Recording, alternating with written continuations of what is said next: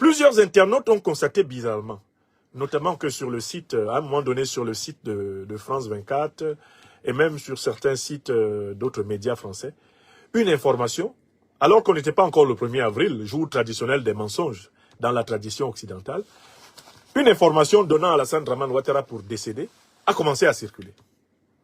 En vérité, une fake news. Et quelque temps après avoir laissé tourner un peu cette information, après l'avoir viralisée, on a aussitôt démenti. Et au moment où on démentait Alassane Dramane Ouattara, de sa démarche en point-virgule, avec son faciès asymétrique, faisait son apparition nocturne à l'aéroport Félix Houphouët-Boigny d'Abidjan. Sortant d'une clinique où il venait de se faire changer le sang. Vous savez, Alassane Ouattara se fait transfuser tout le temps du sang jeune pour essayer de prolonger artificiellement sa vie. Où il venait de faire regarder ses nodules cancérigènes qu'il a à la gorge là. Où Alassane Ouattara venait de faire vérifier sa sciatique. Vous savez, il claudique parce qu'il a une artère qui est sortie de la hanche. C'est pour ça qu'il marche en point-virgule. C'est un homme plus âgé que son acte de naissance. Vous savez, Alassane Ouattara est un individu douteux. D'un point de vue chronologique. C'est un individu à la chronologie douteuse. Alassane Ouattara, lui seul, là, on a officiellement trouvé 3 actes de naissance pour la seule vie de Ouattara. Il serait tantôt né à Banfora, tantôt né à Ouagadougou, tantôt né à Dembokro en Côte d'Ivoire. Le même individu a 3 actes de naissance qui se trouvent dans les archives officielles des États africains et français. Quand il porte plainte à Paris contre des activistes ivoiriens qui lui avaient arraché quelques valises de billets remplies d'argent volé en Côte d'Ivoire, Alassane Ouattara se voit demander par les juges français lequel des 3 Alassane Ouattara connus par les archives porte plainte. L'Alassane Ouattara né à Banfora, l'Alassane Ouattara né à Ouagadougou ou l'Alassane Ouattara qui serait plutôt né, à chaque fois à une date différente, à Dembokro. Les avocats de Ouattara s'en remettent au satrape et lui disent « Président, le tribunal nous a rappelé pour dire qu'on a fouillé vos archives, on a trouvé 3 actes de naissance différents pour la même vie. Et les juges français souhaiteraient savoir lequel des 3 vous a porté plainte. Est-ce le Ouattara de Banfora au Burkina Faso, le Ouattara de Ouagadougou au Burkina Faso, ou plutôt le Ouattara prétendument qui serait né à Dembokro en pays baoulé en Côte d'Ivoire? Lequel des 3 a porté plainte? Ouattara s'empara de son téléphone rouge et appela le chef du collectif de ses avocats. Allô, allô maître. Oui, Alassane Dramane Ouattara. Oui. Alors, vous me retirez cette plainte, hein? Faites-moi confiance. Mais l'avocat lui dit, mais patron, on ne peut pas faire ça. La plainte est déjà lancée, c'est engagé auprès des autorités françaises. Il ne faut pas que les magistrats nous prennent pour des neuneux. Hein? Mais, c'est qui t'a demandé de porter plainte d'abord pour moi? Mais c'est vous, patron, c'est vous. C'est encore moi qui dis, tu n'as qu'à enlever ça. Je porte plus plainte. Mais patron, ils ont arraché une valise, il y avait au moins 50 millions, il y avait au moins, je sais pas, 200 millions de francs CFA dedans. C'est ton argent, Niamorodé, Batradé, Dangadé. Est-ce que c'est ton argent que tu as perdu? Moi, c'est l'argent que j'ai volé à la Côte d'Ivoire. Ils ont arraché, c'est des Ivoiriens. Hey, si les Ivoiriens arrachent l'argent de la Côte d'Ivoire, je n'ai qu'à faire quoi? Laisse-moi tomber cette plainte. Fais-moi confiance. Je les aurai autrement. Ah non. Tu me retires ça, hein? Non. Oui, Chou. Il doit retirer la plainte, Chou. Parce qu'on ne sait pas lequel des 3 toits. On ne sait pas lequel des 3 toits va aller au tribunal. Astaghfirullah. Il faut retirer la plainte parce qu'on ne sait pas lequel des 3 Ouattara va aller au tribunal se plaindre. À qui a-t-on arraché les valises d'argent dans les rues de Paris? Ouattara de Banfora? Ouattara de Ouaga? Ou Ouattara de Dembokro? Alassane Dramane Ouattara a dit enlever la plainte là. Niamorodé, Batradé, Dangadeni. Hein? Il ne faut plus jamais me parler. Mais je ne veux plus jamais entendre parler de cette plainte. Jusqu'aujourd'hui. Jusqu'aujourd'hui, hein.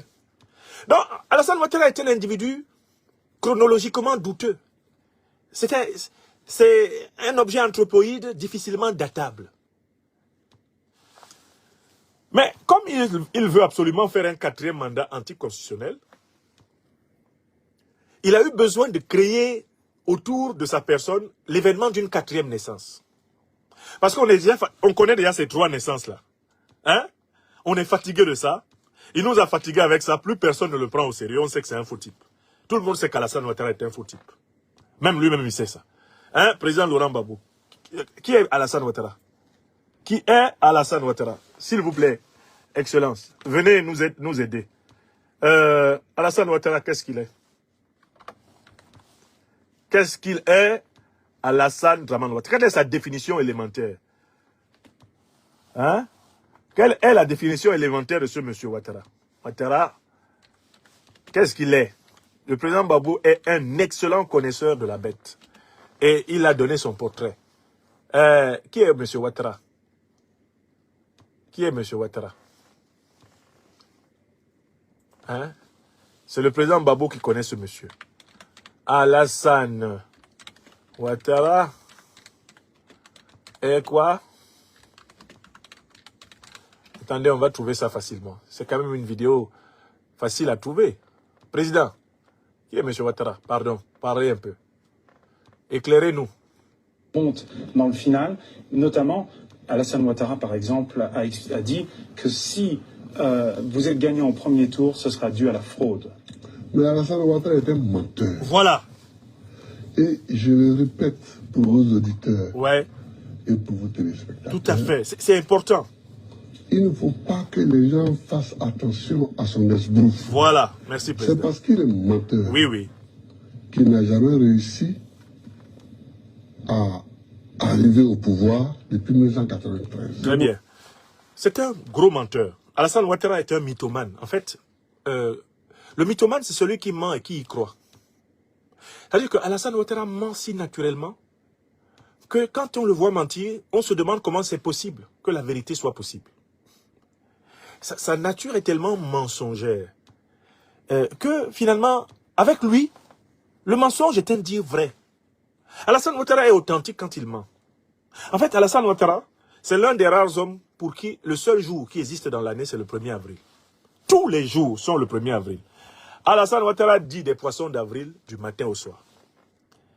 Quand Biden et puis Kamala Harris semblaient faire une campagne extraordinaire et semblaient promis à gagner l'élection présidentielle américaine, Ouattara a saoulé tout son entourage avec sa maîtrise de Biden. Mais Kamala, c'est une jeune sœur. Hein. Tu sais, mais je l'ai dépannée. Hein, Dominique? Oui, chou, elle venait manger chez nous quand tu étais à New York. Mais Dominique, tu sais, Kamala, c'est une petite sœur. C'est moi qui lui ai appris la politique. Mais même Joe Biden, hein, tu sais, Joe, il savait pas s'exprimer. C'est moi qui lui ai... Vous savez, Joe, il était même faible en anglais américain. C'est moi qui l'ai formé. I have formed Joe Biden. Et quand il dit ça, là, son entourage qui le connaît, l'applaudit. Parce qu'en fait, pour faire plaisir à Ouattara, il faut l'applaudir quand il ment. Il faut lui donner l'impression que tu le crois. Plus tu lui donnes l'impression que tu le crois, plus, en fait, Alassane Ouattara, il t'aime. Et puis, il aime être entouré de gens qui disent des gros mensonges qui passent. C'est pour ça qu'il a recruté des gens comme Adjoumani, Touré Mamadou. Vraiment, c'est des gens qui sont compatibles avec Ouattara parce que quand Ouattara les voit mentir, il dit mais il a de l'avenir. Hein. Ah non, Dominique, il est brillant. Ah non, tu as vu? Mais tu as vu comment il a mélangé le coin? Ah non.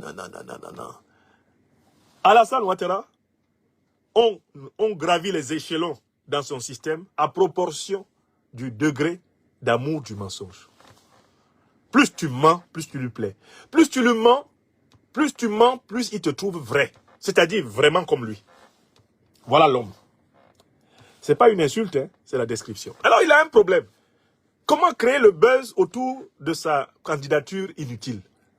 Parce qu'il n'y a pas élection en Côte d'Ivoire. Il exclut des listes électorales le président Gbagbo. Il exclut des listes électorales le président Guillaume Soro. Et il dit qu'il y a élection. Il y a quelle élection? Il n'y a pas élection. Les seuls qui peuvent battre Ouattara aux élections, il ne veut pas qu'il soit dans la liste électorale. Il ne veut pas qu'il soit candidat. Il y a quelle élection?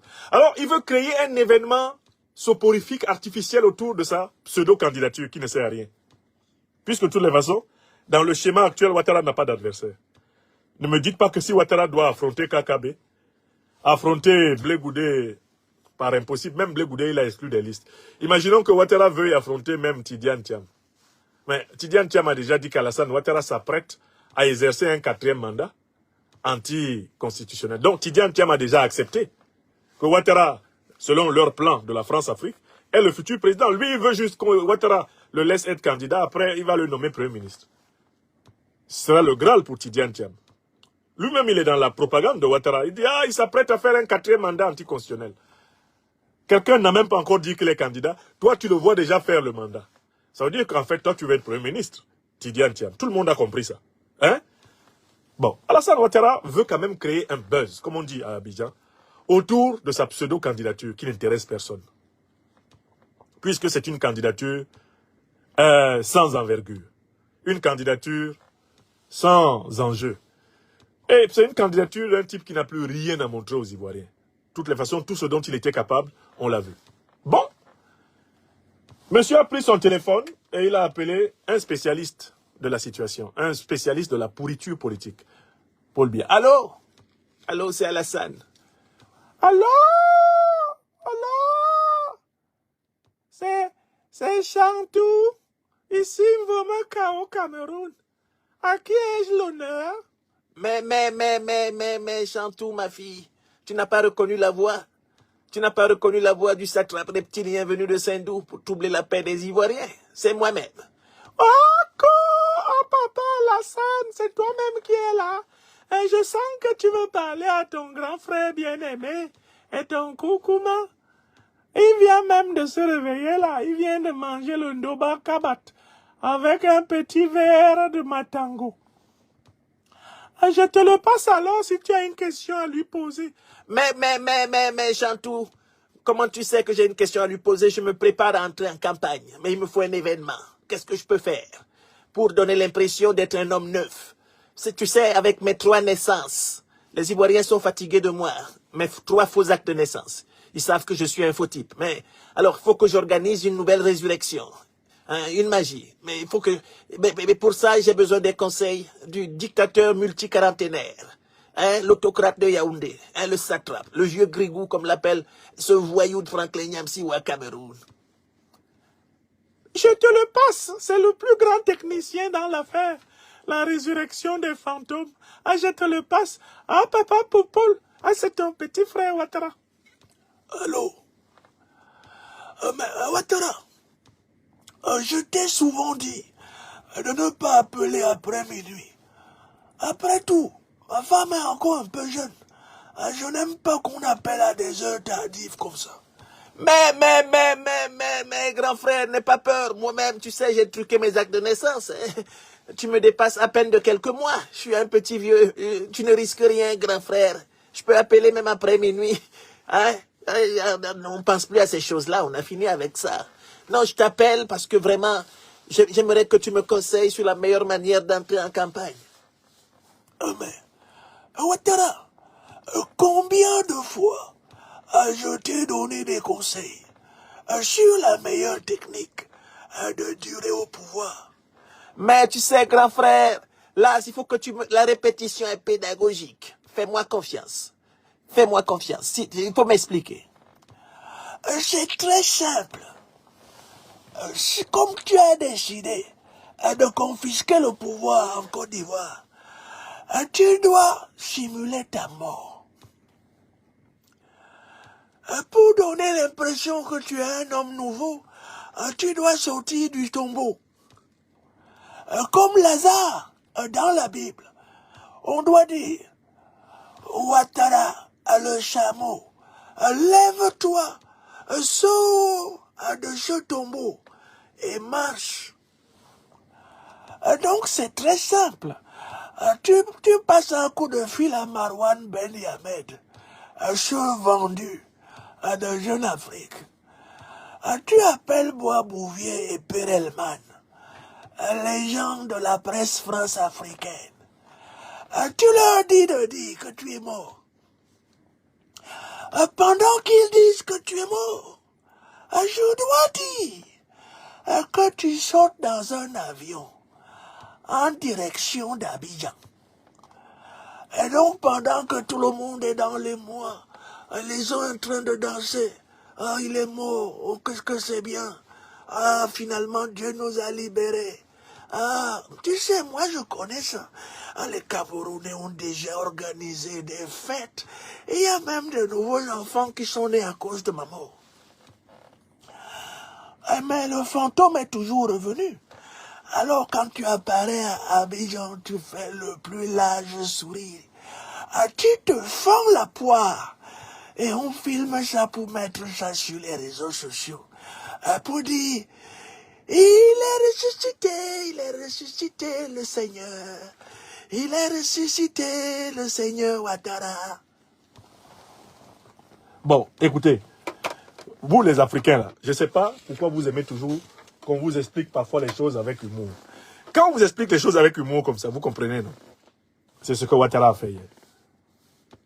Il a appliqué les conseils de Paul Biya. Pour essayer d'attirer l'attention sur sa candidature nulle, pourrie, une candidature insignifiante. Vous savez ce que monsieur a fait? Il a organisé sa fausse mort. Il a organisé sa fausse résurrection. Et il fallait voir son sourire en coin, sur son faciès asymétrique, quand il est rentré dans la nuit à Abidjan. Et il saluait ses ministres. Attends. On a entendu Ouattara à l'aéroport, hein, en train de parler à Tiemoko Méliès. Mais Tiemoko, toi, tu as cru, hein? Dis-moi, tu as cru? Tiemoko dit, ah non, patron, ah non, jamais. Oh non, comment ça? Patron, tu ne peux pas mourir. Ah non, non, non. Mais le Seigneur va te donner 150 ans. Ah non, patron. Non, non, Tiemoko, mais comme tu es vice-président de la République, avoue que si je meurs comme ça précipitamment, mais c'est toi qui assumes l'intérim. Hein? Hein? Tiemoko, tu as cru, hein? Quand tu as lu ça sur RFI, tu as cru? Ah non, non, non. Moi, je n'ai même pas lu. Patron, je n'ai même pas lu. Mais bon. Kandia, viens ici. Kandia. Hé, tonton, papa. Hé, mon Dieu. Kandia, faut pas dire ça. Tu es président du Sénat. Tu as cru que j'étais mort. Jamais tu ne peux pas mourir. Ah non, tu ne peux pas mourir jamais. Ah non, papa. Jamais, jamais. C'est chacun qui niait. Pourtant, quand ça a flashé sur RFI, ça a flashé sur machin là, ça a flashé sur Jeune Afrique, ils étaient tous... Beaucoup avaient commencé à rassembler leurs bagages. Certains étaient en train de vérifier leurs passeports, les différents passeports qu'ils ont là. Certains ont commencé à vérifier s'il y a le carburant dans les voitures pour fuir dans la première ambassade. Non, vraiment. Les régimes dictatoriaux là, ça fait pitié. Mais. Calmez-vous, hein. Ça, c'est un petit micmac. C'est tonton Popol qui m'a appris ça. Voilà comment le gag est fini. Donc, Ouattara, il joue à sa résurrection fantomale. D'accord? Et je vous avais prévenu quand ça a commencé. J'ai dit, attention, il est en train de faire le jeu du vieux Grigou de Yaoundé. C'est le vieux Grigou de Yaoundé qui lui a dit ça. Vous savez, Alassane Ouattara sera chassé par le peuple ivoirien. En plein jour. Il n'a pas besoin de mourir pour quitter le pouvoir. Il sera chassé. Ouattara que vous voyez là. Et je finis là-dessus. Alassane Ouattara est déjà politiquement mort. Il est politiquement mort parce qu'il n'a plus d'alliance dans le pays. Il est politiquement mort parce que tous les mensonges grâce auxquels il a manipulé le peuple ivoirien sont à nu. Il est politiquement mort parce qu'il est dans une configuration d'hostilité géostratégique et géopolitique. Il n'a plus l'avantage d'une CEDEAO qui était unie autour de lui. C'est terminé. Ouattara est politiquement mort parce que ses tuteurs français sont en perte de vitesse. Ils sont noyés dans leurs propres problèmes ici. On va en parler. Ouattara, qu'on voyait là, il est politiquement mort parce que il avait misé sur les démocrates aux États-Unis. Bien que les intérêts américains soient permanents et que Donald Trump va tenter de continuer à les défendre dans la trace de Joe Biden, Ouattara n'a pas la main qu'il avait dans l'administration démocrate. Il est en grosse difficulté depuis que Trump est arrivé. Donc Alassane Ouattara, que vous voyez là, c'est cabri mort sur le plan politique. Je ne parle pas de la mort biologique. Je parle de la mort politique. Pas d'alliance dans le pays, pas d'alliance solide dans la sous-région, pas d'alliance solide sur le plan géopolitique et géostratégique. Un discrédit international et il est le dirigeant africain le plus détesté des Africains. Donc Alassane Ouattara est un mort politique. Il est déjà débranché. Maintenant, il lui reste juste à être déposé physiquement du pouvoir par le peuple ivoirien. Et Dieu lui-même choisira le jour où il le rappelle pour l'inscrire dans la nuit, j'en suis convaincu, de la destruction éternelle. Vous voyez, c'est ça Ouattara. C'est ce que je voulais que vous compreniez. Il est déjà politiquement mort. Sur le plan politique et spirituel, Alassane Ouattara fait partie désormais des déchets akashiques. D'accord? Mais, sur le plan physique, c'est Dieu qui va décider. Sur le plan politique, le peuple de Côte d'Ivoire va se libérer d'Alassane Ouattara. Écrivez ça. Écrivez ça. Et j'ajoute toujours ce chapitre en disant que personnellement, mon analyse est que le futur président de la République de Côte d'Ivoire, eh bien, c'est Guillaume Kibafori Soro. Parce qu'il connaît très bien son pays, la Côte d'Ivoire. Il y a été préparé. Il a été préparé aux plus hautes fonctions. Il a l'énergie qu'il faut pour conduire le pays. Et il a la capacité de le rassembler. Il est dans la force de l'âge et de l'expérience pour s'occuper du pays. C'est lui. Si la Côte d'Ivoire veut se relever, il faut qu'elle se confie à un homme d'expérience, un homme qui a de l'énergie, un homme qui a la capacité, l'envie du rassemblement, du pardon, un homme qui sait apprendre de ses propres erreurs, un homme qui est humble. Guillaume Kibafori Soro, le leader de Génération Un Peuple Solidaire.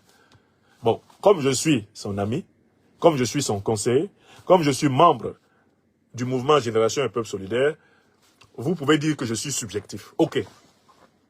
Mais, n'oubliez pas d'écrire que le jour où cela arrivera, il faudra venir ici dire que ma subjectivité était objective.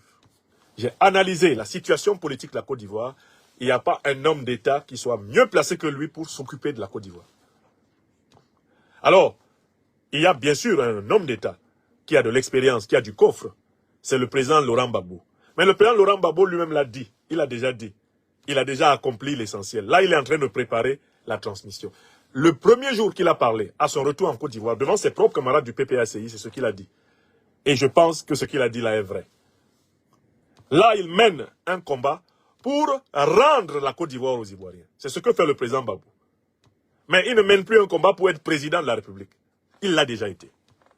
Celui qui n'a pas encore été président de la République, qui a l'énergie de la nouveauté pour l'être, et qui a l'expérience du pouvoir, et la capacité de tenir la Côte d'Ivoire, de rassembler la Côte d'Ivoire, et de la souder à l'alliance des États du Sahel. Celui qui a de l'avance sur ces chapitres-là, c'est le leader Guillaume Kibafori Soro. Regardez ce qui va se passer.